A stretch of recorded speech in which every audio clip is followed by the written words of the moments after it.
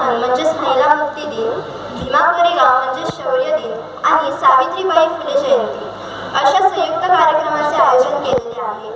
याच अनुषंगाने आज मी तुमच्या समोर मी सावित्रीबाई फुले बोलते या विषयावर माझे मनोगत व्यक्त करणार आहे। ज्ञान नाही विद्या नाही ती घेण्याची गोडी नाही, बुद्धी असूनही चालत नाही तयास मानव म्हणावे का। ओळखलत का? म्या सावित्री ज्योतिबा फुले, सातारा जिल्ह्यातील खंडाळा तालुक्यातील नायगाव येथील नेवसे पाटलांची मी कन्या। वयाच्या अवघ्या 9व्या वर्षी माझा विवाह ज्योतिबा फुले यांच्याशी झाला आणि हळूहळू मला कळू लागले की ज्या माणसाशी माझा विवाह झाला आहे ना, तो कोणी साधा सुद्धा माणूस नव्हे, तर जगाला ऊर्जा देणारे एक क्रांती सूर्यच आहे।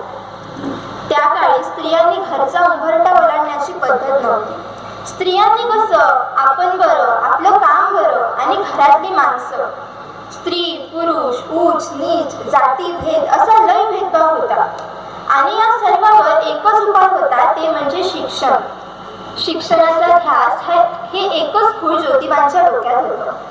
पण माझ्या शिक्षणाची सुरुवात कशी झाली याबाबतचा एक प्रसंग मी तुम्हाला सांगते। तर ज्योतिराव शिक्षणाचा प्रसार करत असताना फरान नावाच्या एक ब्रिटिश मॅडम ज्योतिबांना म्हणाल्या, मिस्टर फुले, तुम्हाला शिक्षणाचा प्रसारच करायचा आहे ना, so educated woman first, because if a woman educated whole house will educated. झालं तर मग ज्योतिराव माझ्याकडे पाटी पेन्सिल घेऊन आले।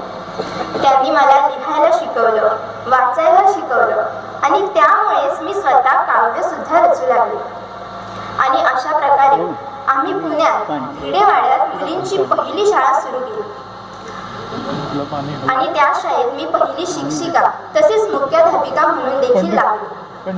शेळपटासारखं जगलात तर नाव तमाम होईल, शेळपटासारखं जगलात तर नाव तमाम होईल, पण वाघासारखं जगलात तरच नाव होईल।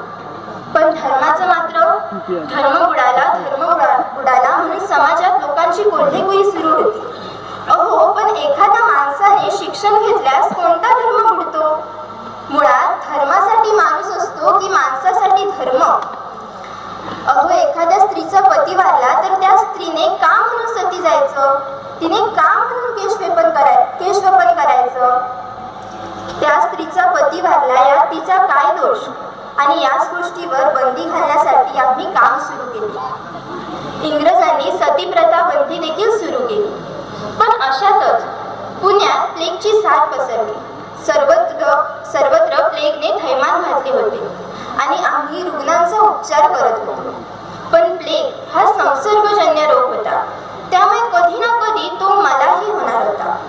पण मुळात आम्ही जगलो समाजासाठी, मग मरणाला का घाबरायचं?